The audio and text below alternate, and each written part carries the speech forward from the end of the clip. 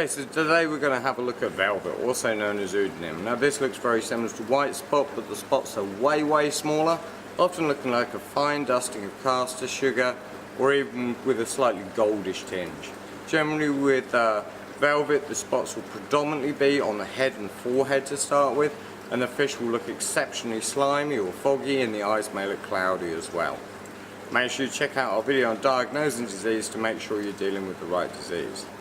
Now velvet is very rarely seen in the home aquarium because most fish that do come in from the wild infected with it tend to die in transit, so they very rarely make their way and survive long enough to make it into a hobbyist tank.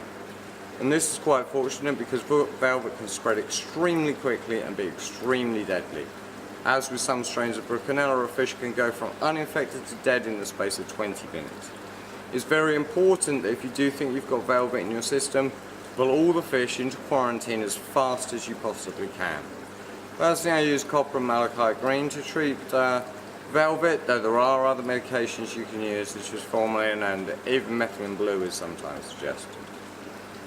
When you have velvet infection in quarantine, your main priority is trying to preserve the fish that are currently mostly uninfected.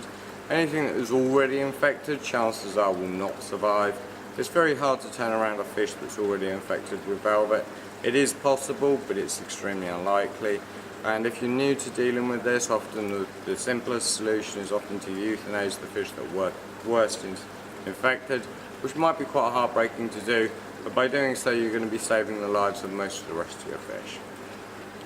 Treat the fish really well, and make sure you try and get as much food into them. Make sure you keep it at normal salinity and normal temperature ranges, and then at the end of the quarantine period, as with white spot and Bruchinella, you need to fallow the main tank before they go back in. As I said, check out our other videos on quarantine and diagnosing fish diseases.